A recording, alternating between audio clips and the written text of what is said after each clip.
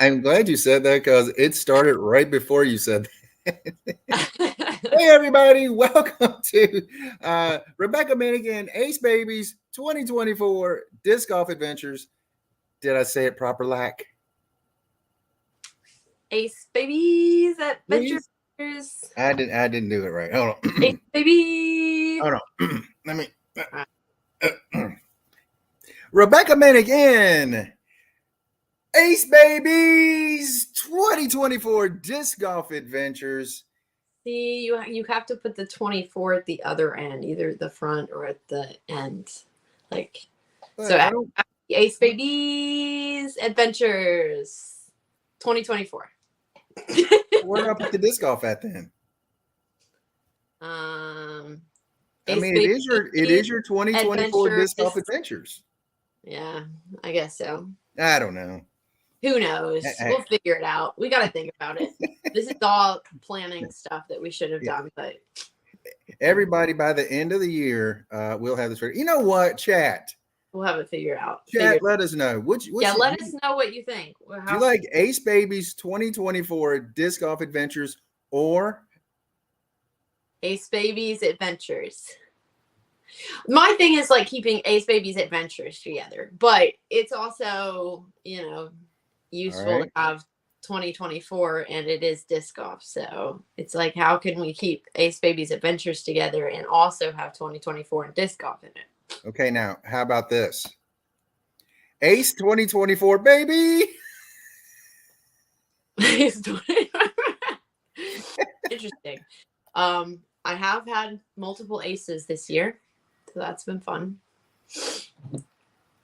Oh, I see how it is. I see what's going on now. You're just coming. They have turned on me. AceBabie's Man. Adventures. Yay. I mean, it just goes well together. I thought we were. No, Todd's on my side. I'll let it go this time. Yeah, you guess so. Let's see. Last time we left, I was beating the brakes off you at Reedy Creek, and I let you win because I'm a gentleman. Very, very kind of you. Yeah, I'm sure next time you'll do the same. Yeah, I mean, because you throw further than me, better than me, and putt better than me is totally irrelevant. Yeah, well, I mean, honestly, your putting was probably a little bit better than mine that day. I mean, I did also make like a circle 2 putt, but I feel like overall your putting was slightly better than mine. I'm going to Charlotte. I'm going to Cracker Barrel. And I'm going to say, hey, Kristen. Hey, Kristen, not to tar. Does the straddle putt inside circle 1 count as a circle 2 circle putt? I think she's going to be like, no. Oh, so we are talking. No, so we're talking about Kristen from Cracker Barrel, right? Well, yeah. Okay, good. I mean, I think she would probably agree with me that if it's a straddle putt and it's on like the line or the very edge of circle 1 and you make that putt, it's like a circle 2 putt. That's what you count it as in like stats. If you're doing stats, just pro tip, just saying, Okay, but here's the thing: you put your marker down and moved your disc. If you hadn't have done that, you might have actually been in circle 2. Maybe it's possible. I'm still calling it circle 2, so it was pretty fabulous. It's all right. I mean, anytime you have like a close to circle 2 straddle putt, I'm like, let's go. You know what? If Kristen Tatar gets a circle 2 non-straddle putt to go in, we'll give it to her. Yeah. I really want to see her putt, not as a straddle putt. I'm very curious to see like how her putt looks, or if I'd like to talk to her and ask her like, hey, did you like start out this way, or did you first have a stagger stance? If you go back and look, I think in the 2019, was it U.S. Women's that she won? I think that was her first major. I think she was stagger putt. Wow. But then again, I didn't actually go back and look at that, but I believe she was back. I believe so. Well, speaking of putting, I have been putting every single day. The Mm-hmm. last days. Today will be day 8. I'm really wanting to hone in on my putting skills, make sure that muscle memory is sharp and ready Muscle to go memory. to amateur worlds. Oh, jeez. Put those things Yeah, away. beat you up. Jeez. Oh my gosh. um, It's censored for muscles that big. yeah. Now I said none of that. You're not the boss of me. I am the boss of this channel, Missy. Well, good luck controlling me. So, Yeah, that's true. I'm wild. I'm crazy. That's legitimate. Yeah, exactly. He's crazy. I tell you, crazy. But anyway. So yesterday was day 7. I still haven't putted yet today, but I will, and I'll post a little video like what I've been doing on my stories every single day. Mm-hmm. And yesterday I, for the first time, also practiced a straddle putt, and I kind of like moved the straddle in and out for different distance or different lengths apart for my feet. And then I also did different distances as well. And then another thing that I practiced that I've never like tried a step putt that I felt like, one that would be outside of circle 2. I've never tried a step putt that I felt like could work. And I have very exciting news that I finally tried a step putt. At least it worked yesterday, so we'll see how it goes today. I'll practice it today as well. But that I felt really good about, and I was right close to like circle 2, and I made like 10 in a row. Nice. And that's with like pretty much never doing a step putt. So I was pretty excited about it. I was like, yes, that's awesome. Another skill to my repertoire. So hashtag Neptune splash. Hashtag. All right, you're throwing those splashes. Ooh. Yeah, that's my one. I'm actually going to talk about it a little bit more later. Because this disc right here is going to drop. Just ignore that. I scuffed it up from putting practice. Yours will be pre-scuffed. This disc will be out in all of their main discs, not the squid. The squid's the only one it won't be out on, but their marlin, the nautilus, and then the 2 splashes, the bass and the pearl plastic. So this is the bass splash. So the main thing I use like putting, you can see kind of the profile there. But yeah, very excited about that. And then since we're talking about that, it kind of flows right into the start of what I have to like go over. Of course, I have my notes. We ask 2 putting questions right quick? Yes. Okay. Todd says, great job. Well, good job. Not great. I think great, but okay. Wow. 7-day putts. When you straddle, do you hit your belly button? I do not. I go low between my legs on my straddles. That's a good question. No, I can't. Let me see. Check the video. I'm going to check it exactly. That's what I'm doing. I'm going to. Yeah, I mean, like for me, I kind of like Kevin Jones. He goes real low, and I try to kind of go a little bit low with mine. Yeah, I also kind of rotate my shoulders a little bit. I'm going lower, closer to like the groin area probably, but I can't tell exactly since it's like behind. But I think it's lower than my belly button for sure. It's probably between like belly button and the groin area. And I also posted some before and after videos from my first field work day, and then I had another field work day today that I was pretty excited about. My finger is really hurting because I mean you just throw one throw after another, so it's like it's so many drives at once. So like my shoulder was starting to hurt a little bit, and my fingers and my thumb, because where you're just I'm pressing down as hard as I can to really get that grip tight and good. And my like the place between like my fingernail and the skin was feeling like it was being pulled a little bit too much. So when I was driving, I was like, my finger hurts. Yeah, when I throw a lot like that, my index finger on the inside right there, and the quick right there where my finger is. Right that there. yeah, right there. Yeah. That kind of hurts. It's like I have a nice callus there. It's Mm-hmm. yeah, I'm happy about it. It's definitely looking different than the other one, but this actually part was starting to hurt a little bit more. I think with the wraparound, but it's a little sore. But I have a pretty decent callus on this side, which is nice. And let's answer this one real quick. What is a step putt? My best example would be Brody Smith outside of circle one. So a step putt is where you start with both feet behind your lie.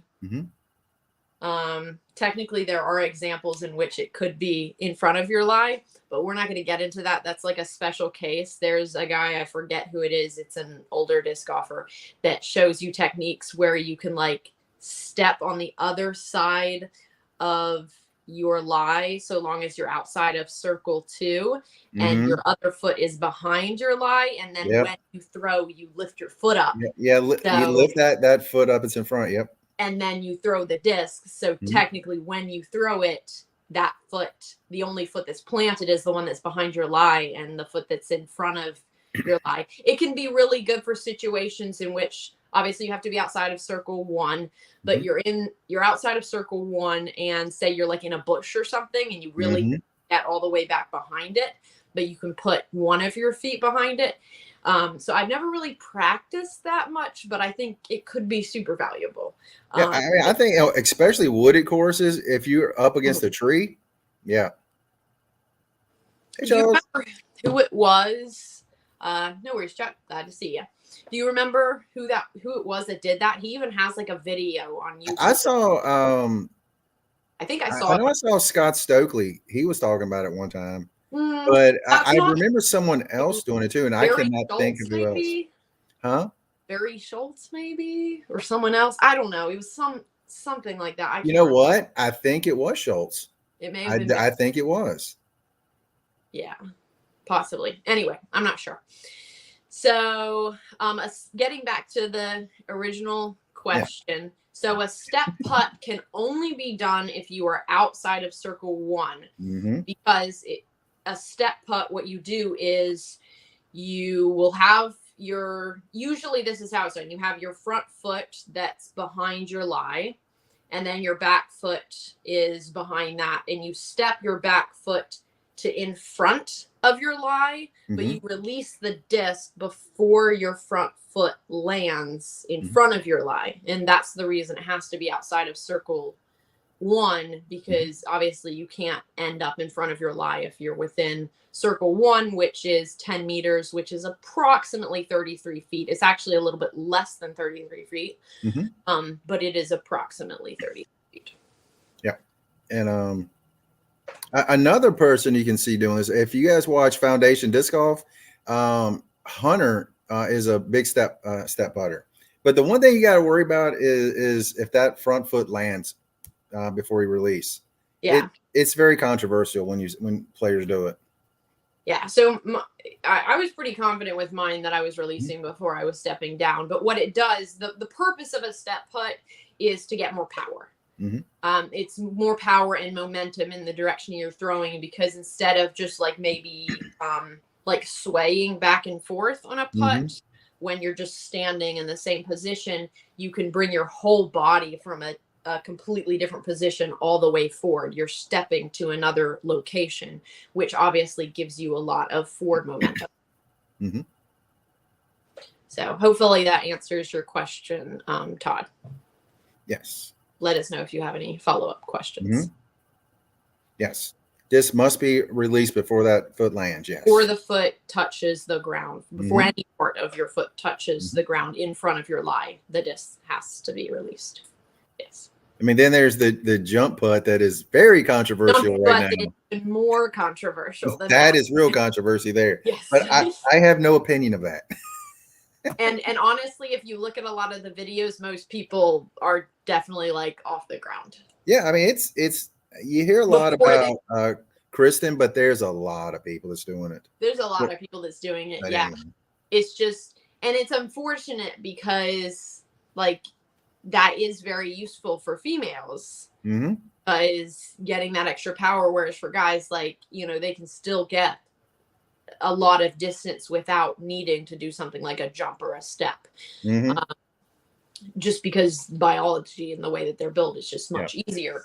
And so it does kind of stink because it's something. Yeah, Paige Pierce definitely jump putts a lot. Paige, she's the first one I really saw doing that. I mean, she would take a run and jump back in the day. She doesn't do it as much now, but I mean, she would run from probably like 10 feet behind and just fly. Yeah. And I was like, dang. So anyway, I don't think I've ever or very rarely done a jump putt. And part of the reason also is because it is extremely difficult to release the disc before you jump off the ground. Because the rule is you have to have one point of contact but in that paper length behind your lie, starting at like the center. So you say you have your lie and then you have a paper length behind it. One part of you have to have one contact point from like one of your feet that has to be on the ground. Or I guess it could technically maybe be like I don't know if it can be like an elbow or something. Can it be like any point of contact? I think it can technically maybe be any point. I'm not sure it has to be feet or not. But anyway, when you I think it's either foot or knee, I would think.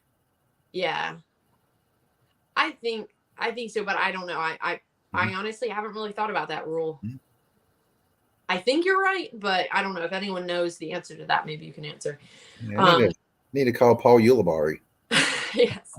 So when you have to have one point of contact. So often when you're doing a jump putt, both of your feet are up off of the ground before you release the disc, which means it's an illegal throw because you don't have one point of contact within that area behind your lie. I just happen to know a rules expert.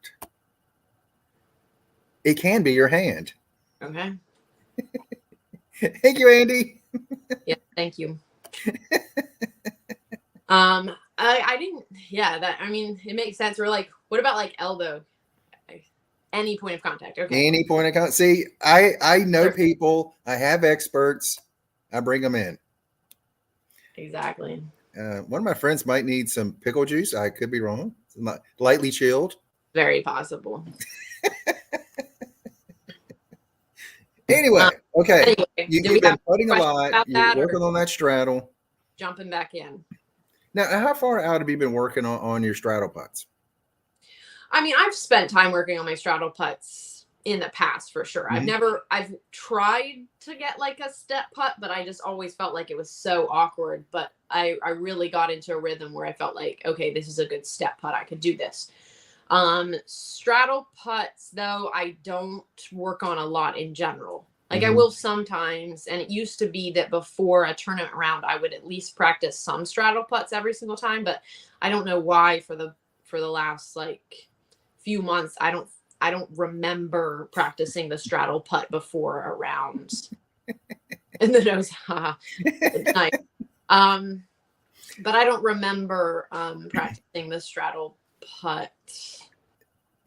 See, I started practicing the straddle putt specifically for times like I'm behind a tree or something. Yes, exactly. I mean, specifically for that, like I'll try to get on each side of it, like 4 or 5 putts and inside of like 20 feet. And outside of that, it's like, wasting my time after that. I mean, that's the here's a pickle pop. There it is. That's the main reason for a straddle putt. But then obviously there are some people who straddle putt is their main putt, like Kristen Tartar. I always don't want to say her name because I hear like people saying correctly. It's like it's Tartar, but it's like that's Tartar. I don't know. Listen to the guy in Europe. Yeah, man, I love listening to that guy. Yeah. It's the Tatar. It's like, okay, buddy.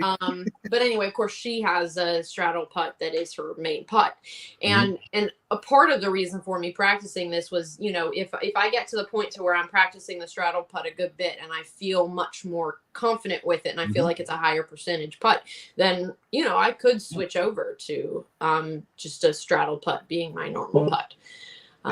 So I mean, it's adding options. It's just like having a forehand and a backhand. you have another tool in the bag that you can go to. I mean, you might have a wide open shot putt, but you might be on roots or something where your back foot's not going to be in a comfortable spot. Go to that straddle, So, like I say, just add some more tools to the bag. So, yeah. And also, if you are a stagger stance putter, then you absolutely need to practice a straddle putt, like you said, because when you are in those situations where you're behind a tree, where you're obstructed, and you need to be able to get out of the direct line from you to the basket, you need to be able to straddle your body out to the side to get a different angle. It's also good to practice some straddle putts that are like to the knee or whatever as well, ones where you're kind of like lunging, and on the ground. When I get on the ground, I like to use like a little pad to put my knee on or whatever. I got one in the players pack for college nationals back a few years ago. So I always have that one on my bag. But yeah. I actually have a Kneesy over here somewhere that I've actually never taken to the course with me. Nice. Well, mine has like a clip-on thing, so I just have it clipped on my bag, and I've used it a lot of times. I've seen people use discs. Now I got to find it. Put a disc underneath their knee to have that little bit of a buffer between the ground and their knee. Talk amongst yourself. I'm looking. Well, now you put me on the spot. I don't know how to do it when it's done like that. So well. All right. Anyway, so I'm going to. Nice. I've never used one of those. Yeah, I mean, I've never actually put it. I've never put it in my bag, but I have it. Yeah, it's a knee saver. So before I was gonna go like straight to the bag. I'll like show this again because it's kind of relevant to the what we finished on last time. But I wanted to give a couple just a really short update on my health. Because when back home, I've been doing a lot of different things. Like I've gotten blood work a couple different times. I even had blood work done when I was gone with Natera Signatura, which is actually the results right here. I had those done before the second round at Charlotte AMS. So I went to get my blood drawn and then went to the second round. But I have 3 results from that so far, one from June, one from March, and then one from past December. And thankfully, there hasn't been any of the tumor molecules that have been detected in my blood. Essentially what this is, it's not mainstream yet, but it's a company that they have the results from my cancer. They have the DNA, they have all of the tumor molecules from that, and then they can get my bloodstream and they can check, okay, are any of these molecules in her bloodstream? And so thankfully none of them have been. So that's definitely, and again, none of these are conclusive of, oh, she doesn't have cancer anymore, but it is good. And then also had my blood work done last week just for the normal 3-month checkup to check CA, what is it? CA-9 or something. I forget. It's a cancer antigen. And that has still been very low. And so that's definitely positive.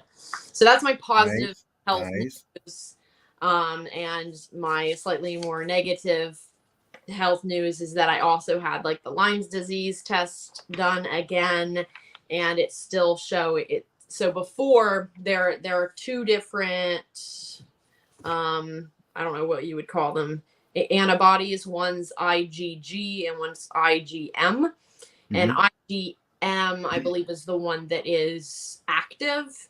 And IgG it's kind of in the background, dormant, you've had Lyme disease before. So the first time I was positive for IgM, which was the active one, because obviously I had just gotten Lyme's within the past week and a half of when I got tested, or the past week actually. And then this time, both of them were positive. So that was a little bit discouraging because I was hoping that the IgM would be negative and only IgG would be positive. So I ended up going to see my primary to talk about that. And she initially was like, well, we'll put you on doxycycline for another 30 days because I was on it 10 days way back when. And if you don't know much about doxy, it's antibiotic. It can also make you sick just by taking it, essentially. And I told her, I was like, well, it's been this long and I have my most important tournament of the year coming up, Amateur Worlds.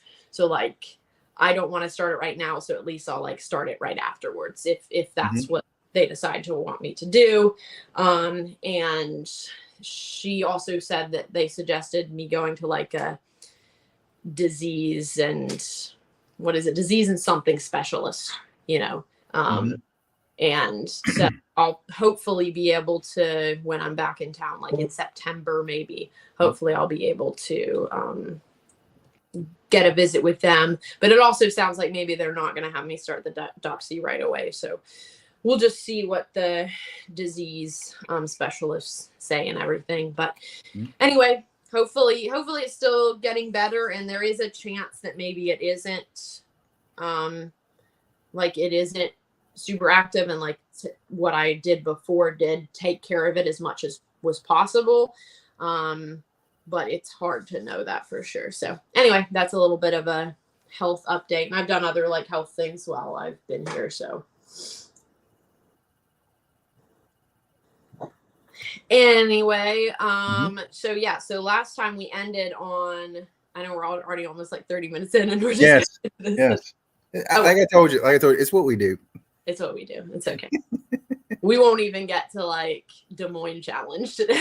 No, it's on the title, so we have to. Yeah, we'll like briefly mention it and then we'll get to it next time, I guess. Des Moines is in Iowa. Yes. Yeah. I lost my beautiful bracelet there. I'm so sad. Aww. Anyway.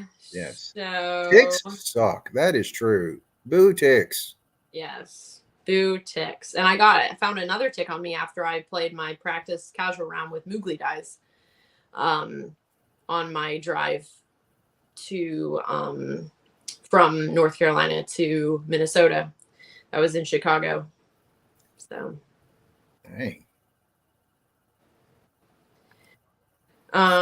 Anyway, so we ended off at the in the bag video with Neptune Discs. So I Charlotte Ams that Monday, June 17th, we started recording the in the bag, which I was super excited about. And I think it was earlier today or maybe yesterday, Pruitt sent me a short 13-second clip of what he had put together of the in the bag, and it is fire. Nice. So I'm super excited about it. He actually posted it on their page and I shared it on my story. He posted it on his story and I shared it on my story. So go check it out and definitely have the volume up. But it is like, it's so professional. It's really looking crisp and just so fire. So I'm very excited about that. And the plan is for it to be released on July 29th. And that will be the same time that these discs are released as well. So these will come up on the website and then the in the bag will be posted on YouTube, I assume. So I probably watched that 13-second clip like 20 times, but I'm really excited about it. And Pruitt is just so talented. He has a really good eye and an ear for these sort of things. And yeah, some would say he has two good eyes. some would say that. So just so much amazing content. I'm really, really excited about that in the bag. So be on the lookout for that and definitely check it out when it comes. So is the 13 seconds on their website now? It's on their story, and then it's also on my story as well. On oh, Instagram. okay. On IG. They just posted it not too long ago, and then I posted it maybe like a little over an hour ago or something, or maybe less than an hour ago. I don't know exactly when. So yeah, that's super excited. Then also, I don't usually do this just because I know that it won't get like as many views, especially since it's going to be such a long video, but I'm actually in the works of putting together. Oh yeah. Don't make some blanks. Blank. You mean like white ones just with this. Mm-hmm. Well, no, just like a white disc so he can dye them for you. Oh, yeah. I think they already have those, honestly. Excited to get those discs. Nice. So my disc golf round at Sandy Point, which is a disc golf ranch in Wisconsin. It's such a magical, amazing place. It's one of the two main places that I would tell people to go visit if you haven't been there. And I also happen to have my best UDisc rating from that round. I maybe technically had one round that would have been better, but it didn't end up being rated on UDisc because I don't think it had been up for long enough. It was the Texas States one. But anyway, I shot I'm not sure exactly what I shot. Let me pull it up on UDisc real quick. Sandy Point, where are we? That's Squirrel Hill. Okay. It was a 7 down. So it was a 7 down on the longs to blue basket.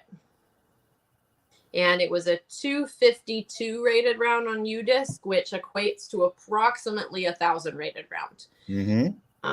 Which is pretty cool, and had such a fun time playing there. And of course, everything was recorded. So what I'm trying to do is put together a video that is the entire round in one video, which I know people prefer to watch smaller videos, especially on something like Instagram. But I thought it would be really fun to put together the entire round in one video. So I'm doing that, my approximately 1,000 rated round, on one video on Instagram, so that'll be fun. Nice. You slinging them plastics. Yep.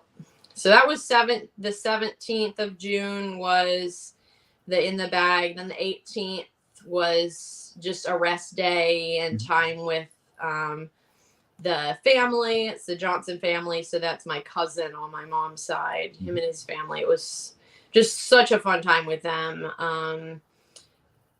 The next day, June 19th, was the day that we all went. There were 7 of us, and everyone besides me, so 6 of them had never played disc golf before, and so we got to go play. We didn't play a full round at all. It was maybe, I don't know how many holes it was, but we played probably for 3.5 hours or something like that, and had just such a blast. It was kind of a little bit chaotic just because so many, kids and younger people. I think there were 3 kids and the oldest of them was 12. So it was 12, 9 and 4 or 5 or something. So they were pretty young. And then of course both parents played, and then the girl that stays with them, she also played as well. It was super fun. So that was awesome, getting to kind of introduce them to disc golf and see them have fun and enjoy it, and get to do that with them. That's awesome. So I kind of took off the next couple days. I didn't play disc golf really during that time for various reasons. I also just get so tired and worn out after big tournaments like that, and I'd played a lot and done a lot, so it's good to take a little bit of a break, which was a good thing, because then that following weekend at Throw Pink was just it was a lot. It was a lot on my body, and then I had a 20-hour drive after that or something. So June 20th, the next day, we had a badminton competition. I hadn't played badminton in such a long time, but the main competition was with their oldest, Owen, and Eviana, their second oldest, and we just had so much fun playing badminton. And they're let's play again. And then in the meantime, Isaac has been sent to bed, and he was let's do bedtime together. So going to read them stories and stuff. I just had such a fun time there. We played games. I haven't played badminton in forever. What? I haven't played badminton in forever. We used to have a blast having little round robin tournaments and stuff. That's awesome. Yeah. It was so much fun. And they also had this, agreed. They also had this really cool, very easy to set up badminton net and set. Mm-hmm. It was like, it went down to this like fairly small case that was just like that thick by like this long or something, where you took the different metal pieces apart and they clipped together, and then you had the net that kind of like went out like this. It was very well designed. After I saw it, I was like, man, I have to get my hands on one of those at some point, you know, so I can just like randomly play badminton. Yeah, you go out to the park, you know, have a lunch and some badminton. Yeah, exactly. So that was super fun. We went to the pool that day as well. We played different games. So it was just a really fun day. Also, that was the day I had like voting on the 2 very similar stamp designs for the new stamp that's coming out. I actually really need to get that made. I'd love to have it like made and actually have the discs before Amateur Worlds. So if I'm going to have that happen, then I pretty much need to do that like right away. So when I was going through all this stuff, I was like, man, I need to contact Judge Havoc, and like we pretty much finalized it and everything, but there were a couple more possible things to do. And then, as I mentioned, this may end up being like the tournament disc for a tournament in Arizona, I believe, like near Phoenix, I believe. So that'll be exciting if that ends up working out. That'd be awesome. And then also that day, I on June 20th, I signed up for Pro Worlds. So that was very exciting. And I believe you're welcome, because I let you know. No. Yes, thank you. I appreciate it. Yeah, I just didn't even, it's hard to keep up with those things because like when I make my schedule, most of these tournaments you can't sign up for it. Yep. You know, and then on top of that, you often don't even know when you can sign up. Like I was asking the Disc Golf Pro Tour, I was like, hey, when are we going to have this information? Like even for something as big as like the Pro Tour, I still didn't even have dates for like when I would be able to register. So there's a period where people have a period of time where people that have a tour card, they can sign up. And that's before like anybody in the general public has it. And then you have like exemptions, but even if those spots aren't filled, they're still like there's a spot saved for them. And if there's a qualifier, then there are like 2 qualifying spots saved.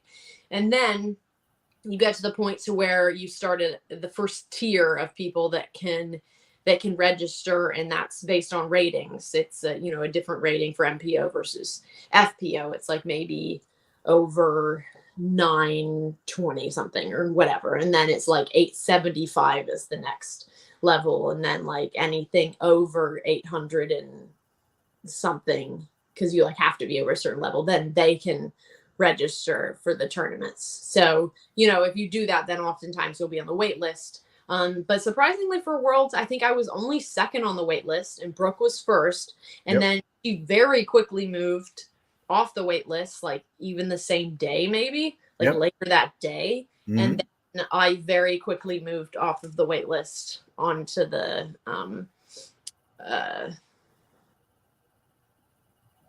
what would be the word for it? I moved You're in the tournament onto the list. Yes. To quote Chris Jericho, you just made the list. Yes, I just made the list. I made somebody's list. Oh man. Anyway, so that was exciting, and especially since like Amateur Worlds and Pro Worlds are only separated by like a week and a half or something like that. So I'm going to be doing Amateur Worlds and then have very little time, and then it'll be Pro Worlds, and that'll be cool because this will be my first Pro Worlds, and I will have done Am Worlds, so Am Worlds then right away to Pro Worlds, so that'll be cool. And it's also some courses, at least one of the courses. I don't think I know any of the other courses, but I do know New London, so that's cool, although I haven't ever played the FPO layout. You made the starting lineup. Now, I'll tell you something I find very interesting is juniors are going, Worlds is now. You basically have 2 weeks, and then you have Am Worlds, and then you basically have 2 weeks, you have Pro Worlds. And I'm wondering, is there anyone, because I figure some of those 18s, there might be some going all three. I wonder if there is anybody. Yeah, I'm not sure because like I didn't see. I'm wondering if there's a rule about you can't do Junior Worlds and Am Worlds. I know there hasn't been in the past, but I just feel like I haven't seen a lot of the people that I know are playing Junior Worlds also in Am Worlds. Maybe that's not right. I'd have to check. It would be pretty easy to check. I mean, the one that I thought about is the lady that won Virginia. U.S. Women. Yeah, Virginia. Is she also signed up for Am Worlds? I don't know about that. I do know she's in juniors. Yeah, well, yeah, I know she's in. I didn't realize she was that young. I was like, wow. Yeah, she's pretty young. Wow. She has like 5 Junior World titles, I think, right? Wow, that I did not know that. I did not know. That's incredible. Yeah, it's pretty cool. Let me see if she's on. Yep, she is. So I guess they can. She is the 4th highest rated player. Oh, Charles says Virginia is playing MJ18 and FA1. Yeah, that's what I just said. So, so I'm sorry. 915 is the highest rated player that we have, which I think is the highest rated player I've ever seen in Amateur Worlds for the 3 years I will have played. And yeah, there's like a good number of people rated higher than I am. 1, 2, 3, 4, 5, 6, 7, 8, 9, 10 females that are rated higher than I am, and I'm gonna beat them all. I was gonna say they're all gonna finish behind you, so there's that. That's the plan anyway. Yeah, I plan on winning Emeralds. I'm gonna say it here. I mean, if you plan on losing, don't even go. Well, I mean, I don't know. I think it could be a good experience for people who don't plan on winning and think they can do a decent job. Virginia's at Poking Horn. Poking Horn. Poking Horn. Yeah. She's such a sweetheart. Yeah, she won last year the U.S. Women's in F81. So.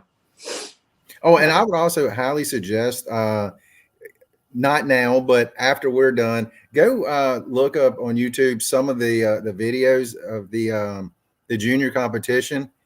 It is some amazingly talented players. It's incredible to watch. Yeah. I was looking, I was like, they're 8-year-olds that are rated about what I am. Yeah, they're very good. Sarah, what is her last name? Woods something worth. Oh, actually, I see she's like one of the first with the story. So it's Little Miss Disc Golf, Sarah Wadesworth. I'm not sure exactly how you pronounce that. But I got to meet her and her dad at the Des Moines Challenge this year, actually. And that was really cool. Her dad's name is Paul. So they were both there. She's like in the Kona Crushers, but she's in day 10 this year and she's winning by a lot. She's like, I just looked at it. She's 8 under. Second place is 11 over. Yeah. She is destroying her division. That's incredible. Wow. Yeah. And she also, like, while she was right before the Des Moines Challenge, I think she threw a disc and was practicing with one of the pros, and she threw like 325 feet. Okay. And she's like 9. It's ridiculous. It makes me sick. Wow. But like in a happy way. Like I'm really happy for her. Watch out. Yeah, they reached out to me back in May and said, Sarah is very keen to meet me. So that's pretty cool. Where are they from? I forgot. Carl says some ratings are misleading. Players only play 5 events, but they're playing much shorter and easier courses. Yeah. But I mean, I will tell you, when I was watching the FJ18, I was just like, they're throwing par 3s over 300, and that's a toss. That's a toss. Yeah. I give huge credit, huge props, but yeah. So she's from New Zealand, I believe. Alenda. Yeah. So pretty cool. That's incredible. Yeah, so they came over, but like before, I think just before the Des Moines Challenge, and then they've been here since then. And she's playing Junior Worlds, obviously, and I'm not sure exactly when they're planning on going back, but really cool. And there are a lot of other people that I know in Junior Worlds that are doing really well. We have Rebecca Dawn. She actually won FJ18 at US Women's this year. Virginia Polkinghorn, of course, she's also FJ18, currently 4th place. Rebecca is 2nd place. This Ida girl from what is is it Finland? Norway. Is Norway. Okay, that's Norway. Right. Yeah, I saw her in I think it was the European Open last year. Yeah. And they were talking like she's gonna have a big future too. So and I it's super exciting. Aubrey Terry moved up 4 places and she just barely made the cut. Super excited for her. She had a much better, she had a rough round yesterday, but thankfully she was able to bring it back up. So Aubrey, I know her, she's also same division. And then Trinity, she's from Florida. I've played with her before. So she's in 5th place. So pretty cool. Definitely a good number of these girls that I know and in other divisions as well. I'm trying to think. We have Teresa Cuvez, I think I'm saying her sister is also, I think, playing. Is she playing in FJ? Yeah, I didn't see Addison. Yeah, I didn't see Addison as well. I don't think Addison is generally done, like played in the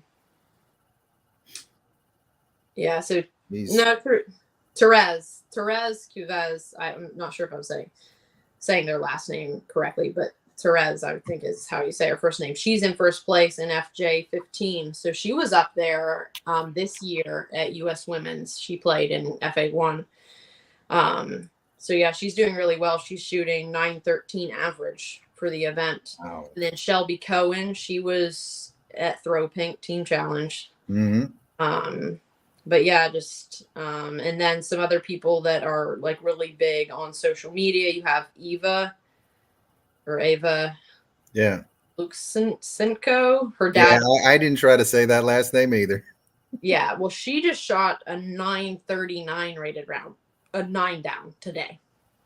Yeah. So that's pretty exciting. And then you have Athena Cuvez, which is Therese's sister.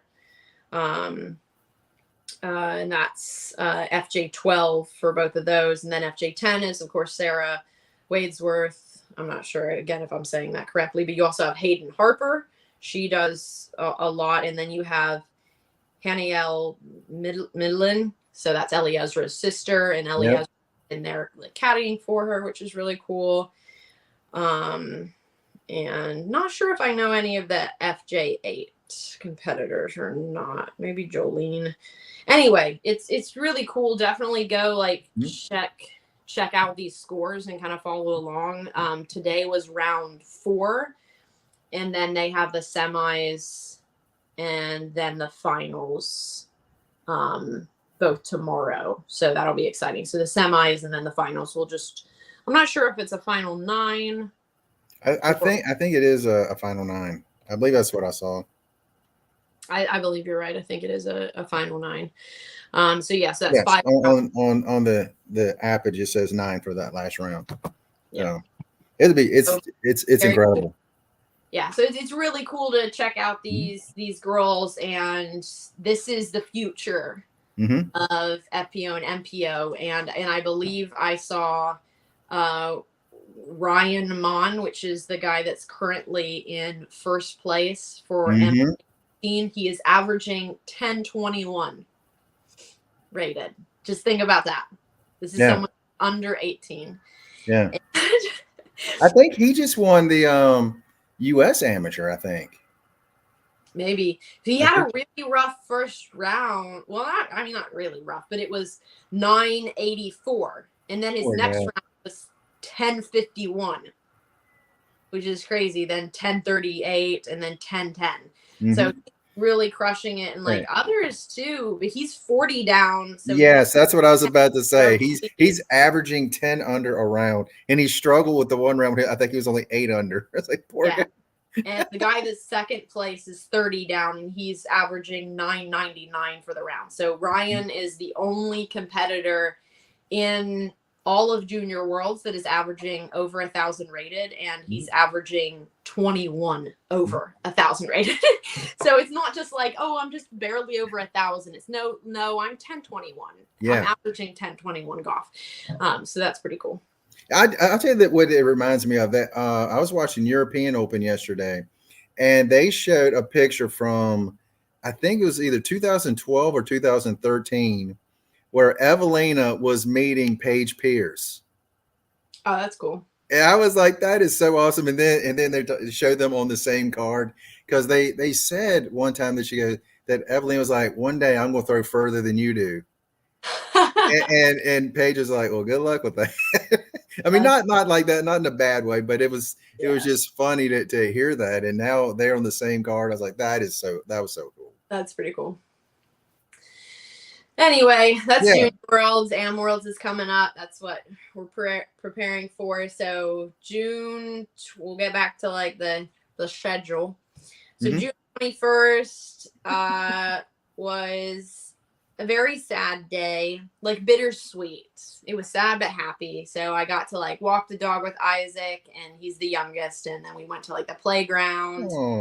And it was so sad saying goodbye to them. Like it's honestly the most sad goodbye I've had in such a long time. I really just loved being with their family and spending time with all of them, getting to know the kids and like all their unique personalities. And I don't know. I love kids because they're so honest, like about their feelings and their emotions, whereas adults so much more frequently will like hide what they're really feeling, or they'll be like very passive aggressive or like whatever. Whereas kids, it's like, they're just aggressive, you know, like if they're upset, they're going to let you know that they're upset. Yeah. If they like you, they'll let you know that they like you. If they don't like you, you'll know that they don't like you.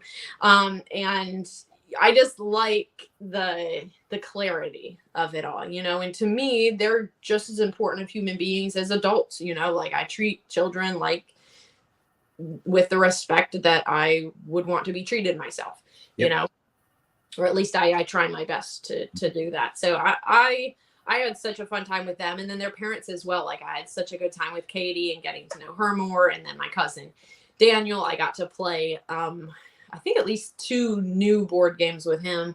And we had a really good time, but yeah, just really had such a fun time, learned a lot from their like parenting style. I was like, here, let me take notes, and different things that they did. It was so much fun. And like I said, very bittersweet because I was very sad. I think I like cried a tiny bit, which I don't cry that often, but like it wasn't a long time, but I was like, oh, I'm so sad. And I was like holding it in the whole time when I was like in there saying goodbye, because I gotta get on the road. Like, you don't need to like start crying, but I really did feel like crying. So did that happen in Charlotte after we played? Yeah. So this is. Oh no. Oh, okay. I thought you meant was this event after Charlotte. No. I just like, yeah. After you left, you're like. I'm sorry. I did not almost start crying. Yeah, crying of laughter. About time. But anyway. Self-deprivation for the win. Hey, I have a skill. Oh goodness.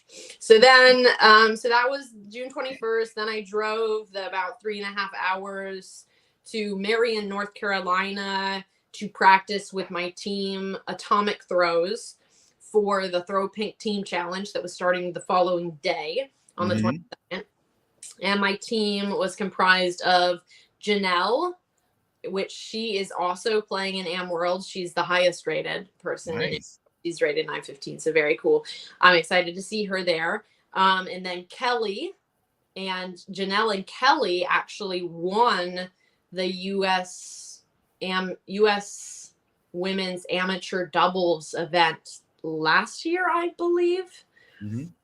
Which is really cool because that's like a tough one to win. It hasn't been around for that many years, but it happens the same time as USDGC and the Throw Pink, whatever it's called, like Throw Pink Women's DGC would, the women's version of it as well. So USDGC is a major, but the throw pink one isn't a major because the females major is US women's. So like US women's is similar to USDGC in terms of the two different majors for the male, the mixed side, I guess technically it's mixed, and the female side. So, and then finally, last but definitely not least, she is a gem of a person, is Christy Acton. She's from Alabama. So, she's really, really sweet, and amazing person. She's played I think the very first tournament I played with her was my very first Music City Open, which would have been 2 years ago.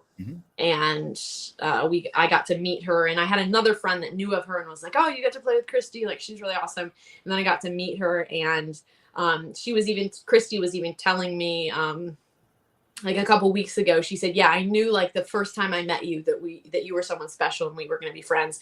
And I told her, I was like, I felt the exact same way about you. So she's really awesome. We were like texting last night at like 1 a.m. We were both like, okay, we need to get to bed. And of course that was after not talking for like a week and a half. And then the time we decided to text was like the middle of the night. But anyway, Christy's awesome. And so Christy and I were kind of the ones that like put the team together, and she was the team captain. So, that day we practiced both courses. Although I think Kelly didn't walk with us the second course. So essentially I walked and or played 2 courses that day.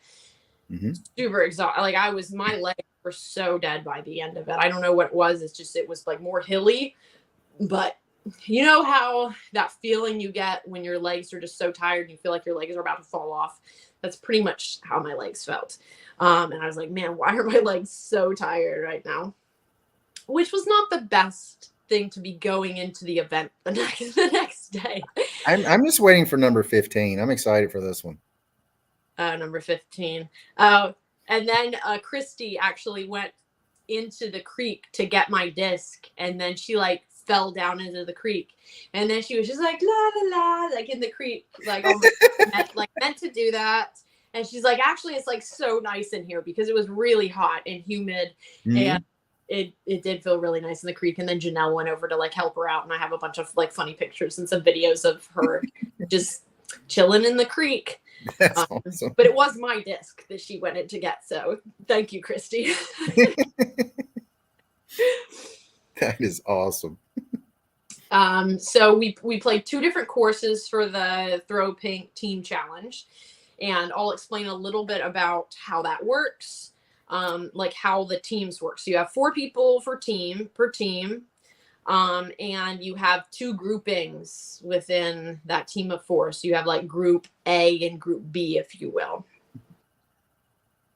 And well, I mean, she's definitely not a new best buddy. I've been friends with Christy for like 3 years now, but she's new bestie to us.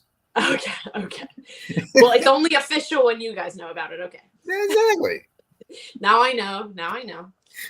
We're making the rules up as we go along. Yeah. So you have 2 groupings of people, and Group A plays together and Group B plays together. So what you have is, for any given course, you have to choose which grouping is going to tee off on odd holes and which grouping is going to tee off on even holes. So what we did, and you can practice and decide, okay, what's the best use of my team members? Like, who should I put together? And which grouping should I put on the even holes and odd holes? So we decided earlier on, based on like other practice and what we knew about the course, that Christy and I were on a team together, and Janelle and Kelly were on a team together, and that just made sense since they had already been like doubles champions themselves. And for River Run, Christy and I played the odd holes. And the following day, when we got to, or when we started on the course, we got a picture with the oddballs, is what we called ourselves. And it was me and Christy and I'm trying to think who the other person was, but it was Elaine King. We got to play on, she was on a different team, and so we were paired up with that team of 4. So it was like us 4 and then the other team of 4, whichever team Elaine King was on, which was really cool. Can you talk about Elaine a little bit, because she's been up here and I didn't get to meet her, and what a legend in the sport. Yes. I mean, 5-time world champ. It's just, what a legend. Yeah, she's gotten a lot of heat because of some stuff that happened, but it was really stupid, and it was just a lot of haters and trolls, and I think it's absolutely ridiculous. You know, there was no good reason for her to get so much hate, and I hate that for her. I don't, you know, like, anyway, she's a cool person. I've gotten to know her a little bit better. I really like her and appreciate her, and she is definitely a legend and an amazing disc golfer. And yeah, I also got to meet her again and play with her at the Music City Open, because she was playing there as well. So that was pretty cool. So yeah, we were the oddballs. So we were playing on the odd holes, me and Christy and Elaine and someone else. We got a picture of us. And then Janelle and Kelly were playing the even holes. And then we switched it up on Boulder for the second round. So that was the first round. And on Boulder for the second round, Christy and I were the even holes, and Janelle and Kelly were the odd holes. So yeah, it was really great. So we got to the 22nd. That's the Throw Pink Team Challenge is starting. And just imagine like 250 something just competitors. Like, there are a lot more females that are there, but just out of the competitors, there are 54 teams total, 4 competitors per team. And yeah, it's amazing. There are like so many people that you know, or so many people that you've seen on social media. Paige was there, of course, Elaine King, a bunch of other names. AceBabieee was there, so you know. Yeah, I mean, everyone is behind. Yes. And I actually had a really cool thing happen. Like, I've had this happen before, but it was just really sweet. Girl came up to me that, like, I didn't know who she was, but she was a follower of mine. Came up to me, Coley, and then she, you know, I had told her, I was like, yeah, just like message me on, because we had messaged back and forth on social media, and she said, yeah, well, like, we've talked on social media and everything, and she just wanted to tell me like how she really appreciated me and like watching my content and everything, and it was just very encouraging. And then she also sent like a super sweet message after we met there, and I like posted it in a story, but she was like, so nice meeting you today. And then I had said, you know, it was wonderful meeting you, thanks for like talking to me and encouraging me and being so kind, because she really was. And then she said, of course, huge fan of yours, and I'm happy you're speaking up. I think it's important that you know that, especially with how hateful the community can get. So, and then she also said, you're a change maker, keep doing you. So that was just really encouraging to have, you know, someone go out of their way and come up to me and say that they were a fan and they were a follower and they really appreciated what I did and speaking up on different things. So, yeah, I just wanted to mention that because it really brightened my day and was such an encouragement.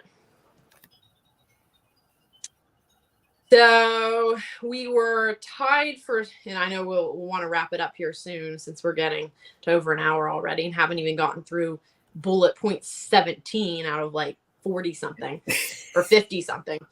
But anyway, we'll get through Throw Pink and then we'll cut it off. So we were tied for second through hole 11. I think that's probably the best placement that we were at.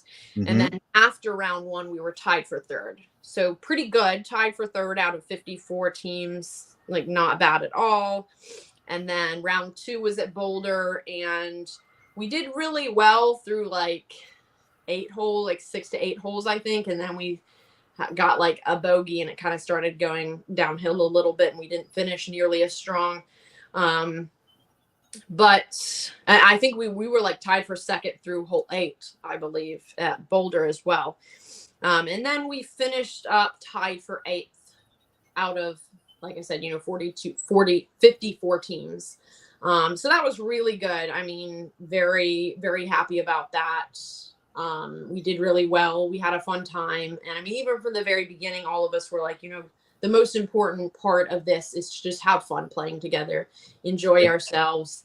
And it's an amazing event. Sarah Nicholson does such a great job with that. And, even she said like, hey, this wasn't like my best run event, like definitely come back next year. And I was thinking, hey, it was still really good. But it's just awesome to be able to get together with so many other women that play disc golf and to just have a great time. And I also won another disc golf bag. It's like the new skinny like grip bag. Mm-hmm. And I even called it beforehand. I told the one girl, because I don't know why, but I've won or received a lot of disc golf bags since I've started playing, like 15 or something. Wow. And in general, I've been like pretty decent at winning like raffles. And I told I forget who it was that I told.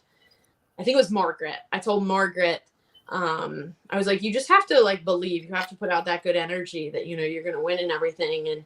And I was talking to her about that. She's like, yeah, I don't know about that. I said, no, like there's something to it. And I'm not really like a superstitious person or anything. But I was like, no, you just have to believe. And then within like 3 minutes, I was called up for winning like one of the best raffle prizes that they have. That is awesome. Yeah. Hey, if you believe it, you can achieve it. Yeah. I mean, I was a little strategic about it. I did put most of my raffles in that one because I didn't put many in the others, but still, I thought that was pretty funny. So I haven't tried to use that bag yet, but I would like to just test it out because I like to test all the bags just so I can say, hey, I've tried these bags. I know what I like and what I don't like, like that. So after all of that, I was extremely just a little stitious. Yeah. So I was extremely sore after essentially walking and or playing 4 rounds in 2 days, and there being lots of hills on Boulder, which was not the best time to have something like that happen because I was just about to drive all the way to Minnesota. And that was spread over 2 days, though, thankfully. Great day. So that evening, I was up pretty late. I was probably up until like almost midnight, which was not the best because I woke up super early. But I hung out with Sarah and Christy and a bunch of the Throw Pink and Innova peeps. And we ate dinner together and chatted, and they had a guitar there, so I like played the guitar and sang for a little bit. That's kind of fun. Another talent. Nice. What? I said another talent. Yeah. I didn't know about the guitar now.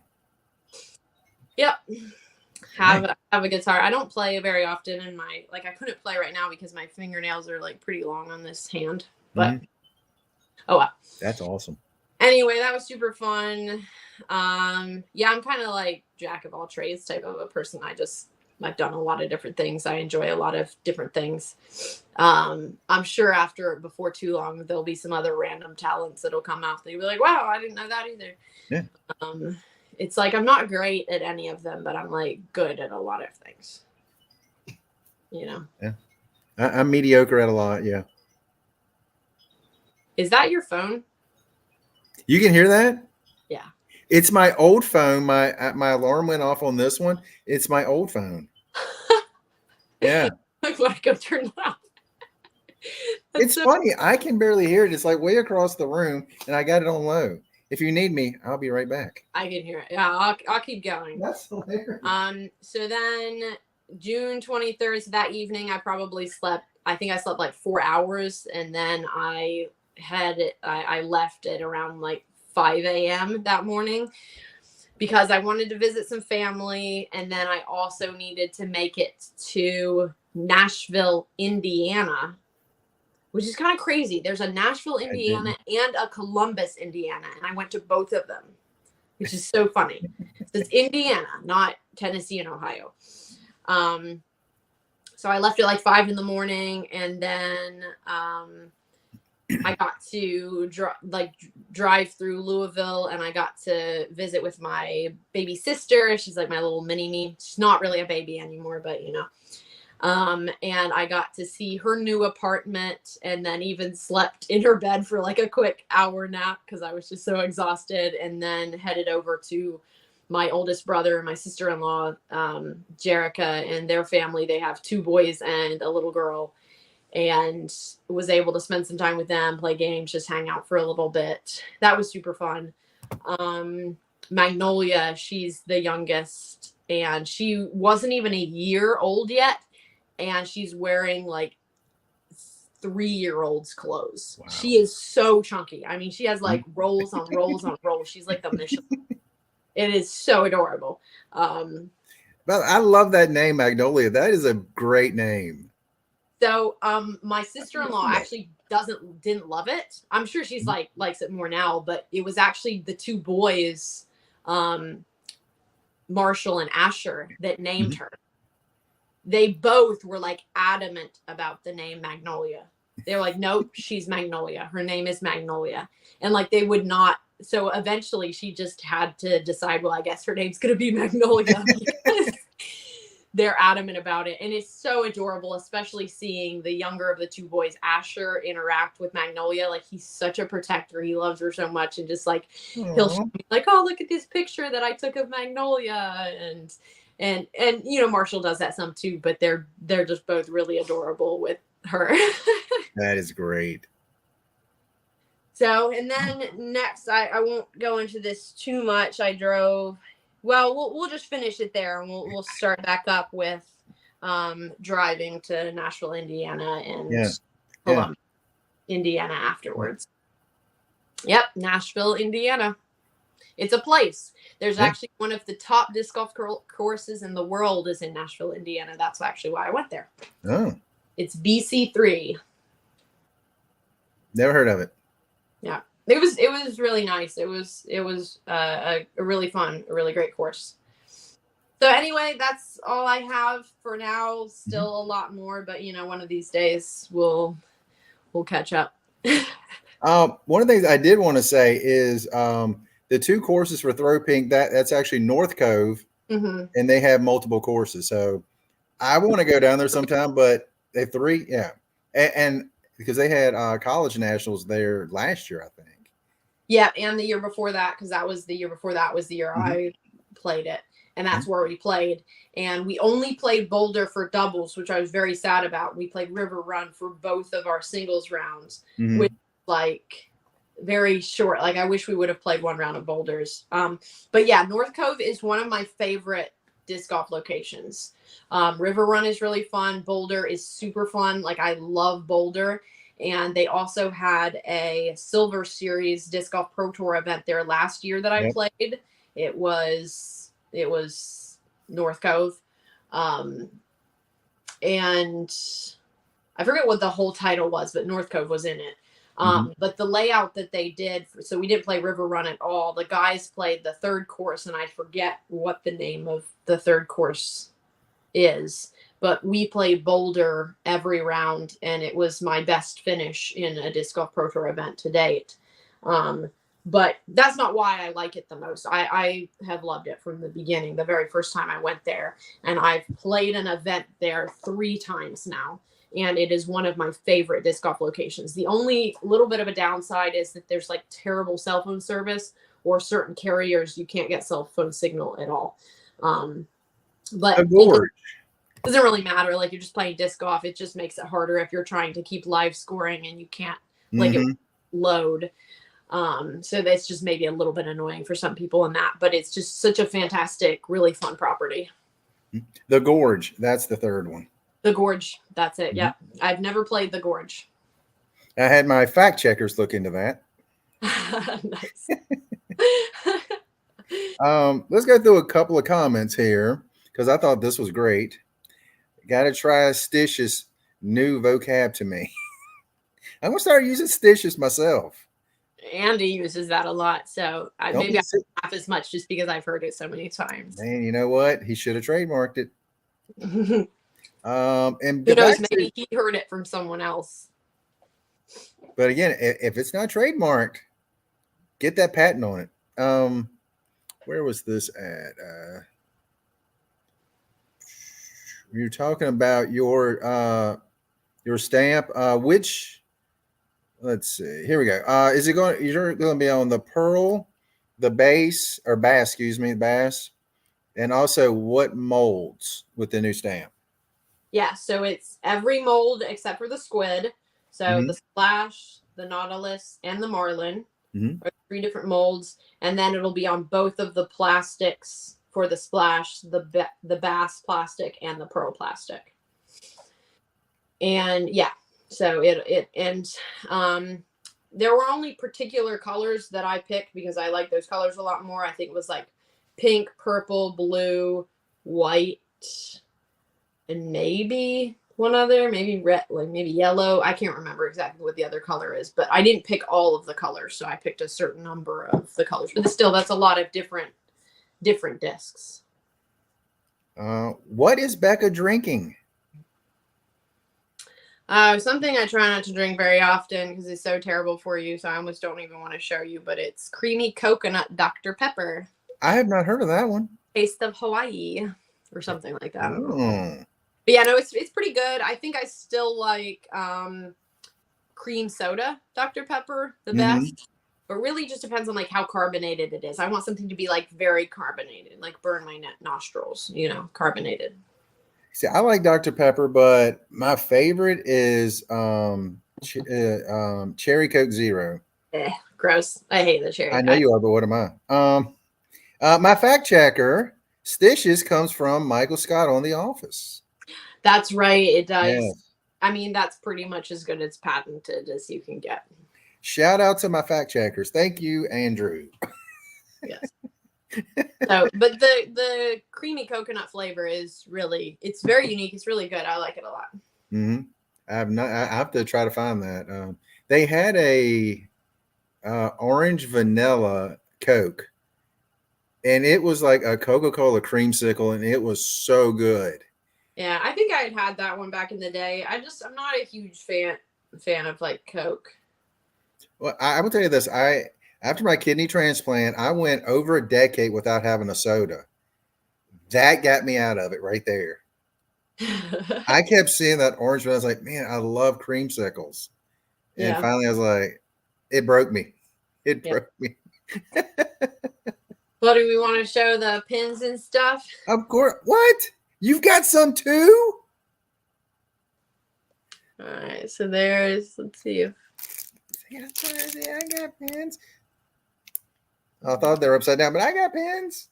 Trying to get it to where it's like focused. Hocus Focus. And then that's the gold one. It's hard to tell the difference on here. So there's that. And then we have my design. Yes, not very many of those left. And then Judge Havoc's design, which is the same person that's making my new awesome Phoenix design. So there's that one. And then, of course, this one's coming out soon. And then I don't have one of the minis with me, but the minis that I showed last time. And yeah. So when will the In the Bag actually release? So that is the 29th. Nice. Will it be on YouTube? On the Neptune's YouTube? It should be on YouTube, yes. Nice. I'm not sure. I figured they'd probably also post the full thing on Instagram. Maybe. I'm not sure. I guess I'm not sure what they're going to do about that, but maybe they'll post the whole thing on Instagram as well. We'll see. But yeah, super excited about that. And that's also when these will be released as well. Nice. Fine. And very excited about that. That'll be a slightly early birthday present for me because my birthday is on August 3rd. And that'll be on the 29th of July. So happy birthday to me. So she's going to be 19? Pretty much, yep. Yeah. Say my mom, when she never got over 29, so there's that. Coconut is good for memory. I don't remember if that's true or not. Must have not have very much coconut. I did not. I do like almond joy. I do. Yeah. I love the coconut. What are the Girl Scout cookies? Oh yeah. Those are so good. Is that the one with the coconut caramel ones? Snaps or something. Mm-hmm. Yeah, I don't know. They're very, very good though. Mm-hmm. I'm sure someone watching knows what they are. I haven't had them very many times, but they are very delicious. Mm-hmm. So anyway, that's pretty much what's happening before too long.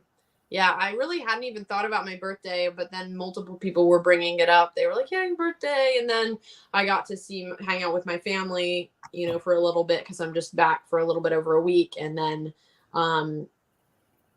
Andy's mom, no, my mom, Wanda, made a sugar-free cheesecake brownie that is she makes the most amazing sugar-free cheesecake brownie ever, and she dyed the two colors. It's so delicious. That sounds amazing. It is amazing. And she had birthday girl and then way too few candles for my age, but it was 9 of them or something, so I must have been turning 9. But anyway, and then she had gotten me a couple little gifts and stuff, so we kind of had an early birthday celebration for me a few days ago. Nice. Well, we will be wishing you a very happy birthday coming very soon. Yeah. Then I'll have I have an announcement. Say that again. I have an announcement. Oh, announcement time. Yes. Well, it's not really an announcement. It's something that I was extremely proud of. Oh. Yesterday in our weekly, we have what is called the 19 Under Club weekly. And throughout the year, the goal is to birdie every hole and have one ace. So you're 19 under for the year. But I have never even come close to that. But for the first time, I had a clean round, a bogey-free round. I was so happy about that. I was so sad that I missed a 20-footer that would have given me tied my personal best. But clean round in the weekly. I was so happy about that. Yay me. For the first time in forever. And for the last time. No, it's not the last time. We still have 2 aces together. Hey, baby boy's getting better. Let's go. I would go for the heart thing, but I know better than that. It's an outrage. But I was very, very happy about that. And so that's exciting. So you're leaving tomorrow? That's the plan. I still have all of the packing to do. So. Well, that's not a shocker. Nope. Well, I had to get the field work in and just it's always so busy. So. Let me actually, I know we're way over, but I got to ask you this. When you get ready to go on your trip, do you pack different discs for different courses if you've already played them? And do you have backups just in case of you need a certain disc for a certain shot and take something else out, put something in? So for the most part, I'm still playing the same courses, but yes, I will change things out, but I'll have whatever my bag is, everything that's normally in my bag. Mm-hmm. And then I will bring 40 extra discs or 50 maybe that are different discs that maybe if depending on the course or if I want to switch a disc out, or if say there's a water carry hole or something that I don't want to throw a particular disc on, it's okay, well, this disc will work, but I'm okay if I happen to lose it, or something like that. But yeah, I'll definitely bring different discs, but my bag will stay pretty similar. It'll be about what it's been. And then I'll just bring a bunch extra that could rotate in and out. Mm-hmm.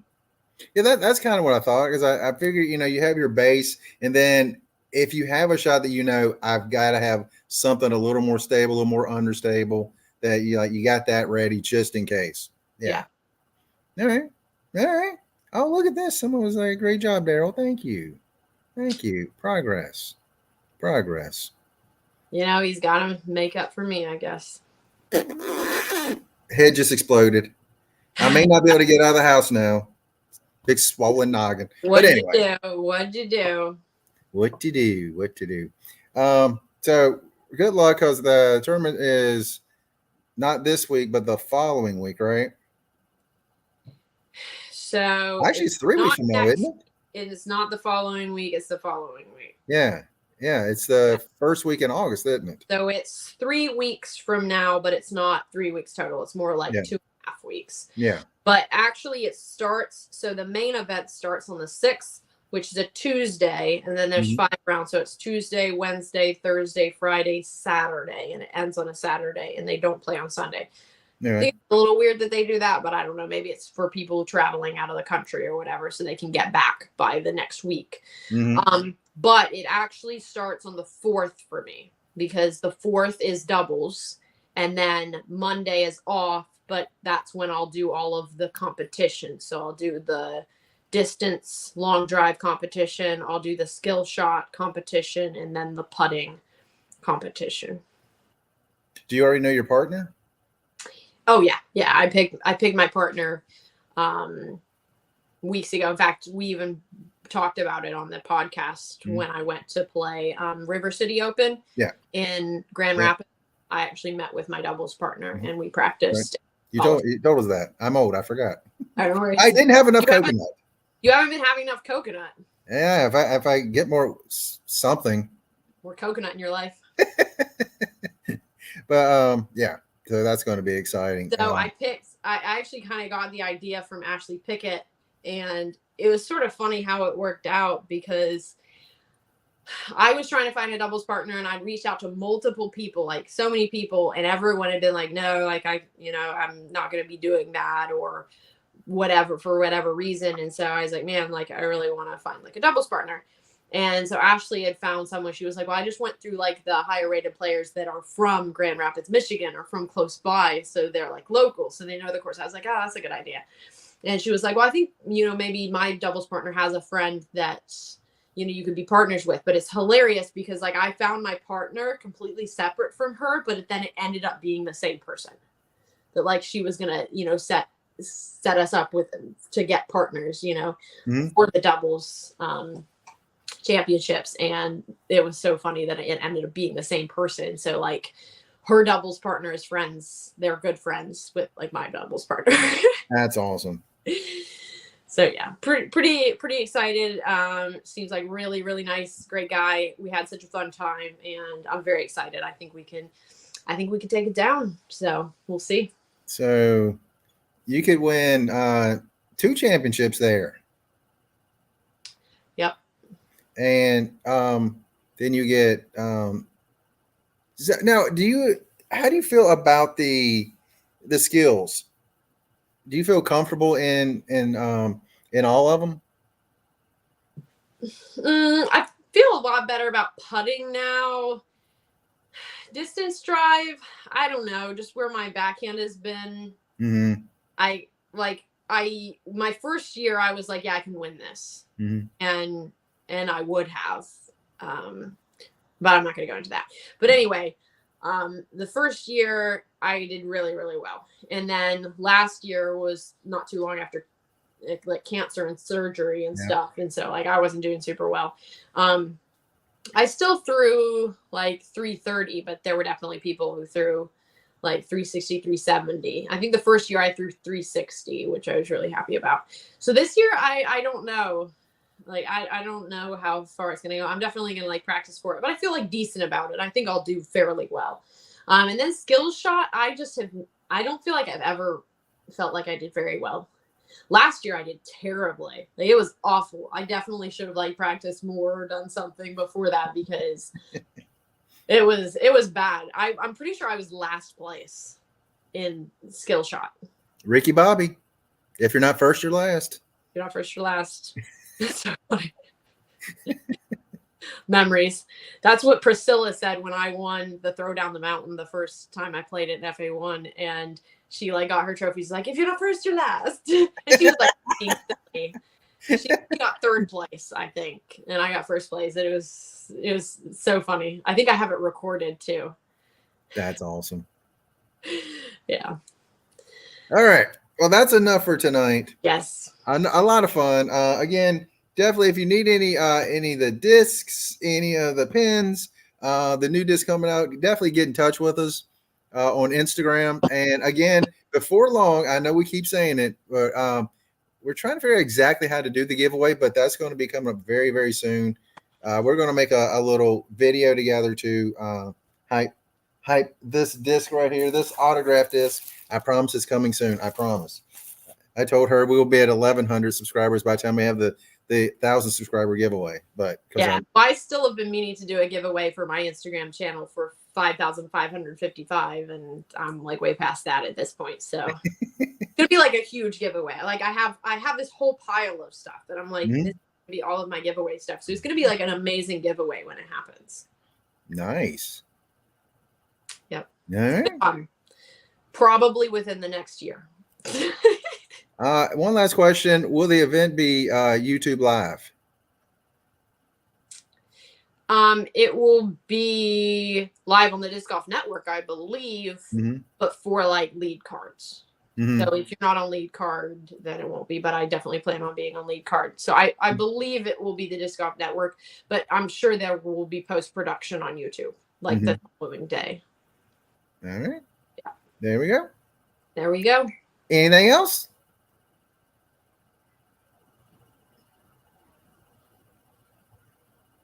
Darn it. I quit. See I can't even get a thumbs up. I can't. You got it twice in this podcast. But 3. You weren't watching.